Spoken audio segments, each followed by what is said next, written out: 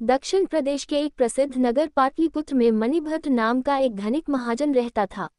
लोक सेवा और धर्म कार्यों में रत रहने से उसके धन संचय में कुछ कमी आ गई, समाज में मान घट गया। इससे मणिभद्र को बहुत दुख हुआ। दिन रात चिंतातुर रहने लगा। ये चिंता निष्कारण नहीं थी। धनहीन मनुष्य के गुणों का भी समाज में आदर नहीं होता। उसके शील कुल स्वभाव की श्रेष्ठता भी दरिद्रता में दब जाती है। बुद्धि, ज्ञान और प्रतिभा के सब गुण निर्धनता के तुषार में कुम्हला जाते हैं।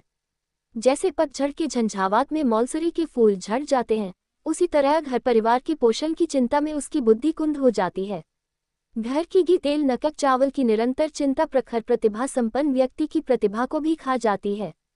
धनहीन घर श्मशान का रूप धारण कर लेता है। प्रियदर्शना पत्नी का सौंदर्य भी रुखा और निर्जीव प्रतीत होने लगता है। जलाशय में उठते बुलबुलों की तरह उनकी मानमर्यादा समाज में नष्ट हो जाती है। निर्धनता की इन भयानक कल्पनाओं से मणिभद्र का दिल कांप उठा। उसने सोचा, इस अपमानपूर्ण जीवन से मृत्यु अच्छी है। इन्हीं विचारों में डूबा हुआ था कि उसे नींद आ गई। नींद में उसने एक स्वप्न देखा। स्वप्न में पद्मनिधि ने एक भिक्षु की वेशभूषा में उसे दर्शन दिए और कहा कि वैराग्य छोड़ दे। तेरे पूर्वजों ने मेरा भरपूर आदर किया था, इसीलिए तेरे घर आया हूँ। कल सुबह फिर इसी वेश में तेरे पास आऊंगा। उस समय तू मुझे लाठी की चोट से मार डालना, तब मैं मरकर स्वर्णमय हो जाऊंगा। वह स्वर्ण तेरी गरीबी को हमेशा के लिए मिटा देगा। सुबह उठने पर मणिभद्र इस स्वप्न की सार्थकता के संबंध में ही सोचता रहा। उसके मन में विचित्र शंकाएं उठने लगीं। न जाने ये स्वप्न सत्य था या असत्य, ये संभव है या असंभव, इन्हीं विचारों में उसका मन डावाडोल हो रहा था।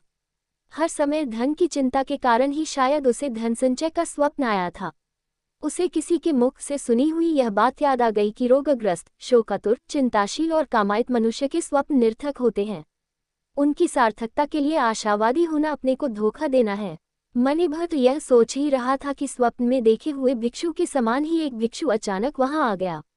उसे देखकर मणिभद्र का चेहरा खिल गया। सपने की बात याद आ गई। उसने पास में पड़ी लाठी उठाए और भिक्षु के सिर पर मार दी। भिक्षु उसी क्षण मर गया। भूमि पर गिरने के साथ ही उसका सारा शरीर स्वर्णमय हो गया। मणिभद्र ने उसका स्वर्णमय मृतदेह छिपा लिया, किंतु उसी समय एक नाई वहां आ गया था। उसने ये सब देख लिया था। मणिभद्र ने उसे पर्याप्त धन वस्त्र आदि का लोभ देकर इस घटना को गुप्त रखने का आग्रह किया। नाई ने वह बात किसी और से तो नहीं कही, किंतु धन कमाने की इस सरल रीति का स्वयं प्रयोग करने का निश्चय कर लिया। उसने सोचा, यदि एक भिक्षु लाठी से चोट खाकर स्वर्णमय हो सकता है तो दूसरा क्यों नहीं हो सकता। मन ही मन ठान ली कि वह भी कल सुबह कई भिक्षुओं को स्वर्णमय बनाकर एक ही दिन में मणिभद्र की तरह श्रीसंपन्न हो जाएगा। इसी आशा से वह रात भर सुबह होने की प्रतीक्षा करता रहा, एक पल भी नींद नहीं ली। सुबह उठकर वह भिक्षुओं की खोज में निकला। पास ही एक भिक्षुओं का मंदिर था। मंदिर की 3 परिक्रमाएं करने और अपनी मनोरथ सिद्धि के लिए भगवान बुद्ध से वरदान मांगने के बाद वह मंदिर के प्रधान भिक्षु के पास गया, उसके चरणों का स्पर्श किया और उचित वंदना के बाद यह विनम्र निवेदन किया कि आज की भिक्षा के लिए आप समस्त भिक्षुओं समेत मेरे द्वार पर पधारें। प्रधान भिक्षु ने नाई से कहा, तुम शायद हमारी भिक्षा के नियमों से परिचित नहीं हो। हम उन ब्राह्मणों के समान नहीं हैं जो भोजन का निमंत्रण पाकर गृहस्थों के घर जाते हैं।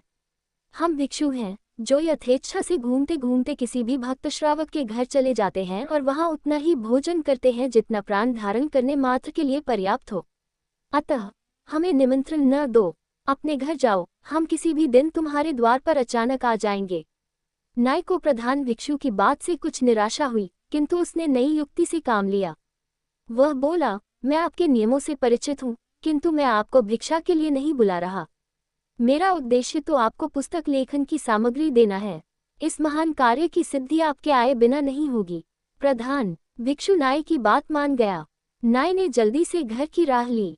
वहां जाकर उसने लाठियां तैयार कर ली और उन्हें दरवाजे के पास रख दिया। तैयारी पूरी हो जाने पर वह फिर भिक्षुओं के पास गया और उन्हें अपने घर की ओर ले चला। भिक्षु वर्ग भी धन वस्त्र के लालच से उसके पीछे पीछे चलने लगा। भिक्षुओं के मन में भी तृष्णा का निवास रहता ही है। जगत के सब प्रलोभन छोड़ने के बाद भी तृष्णा संपूर्ण रूप से नष्ट नहीं होती।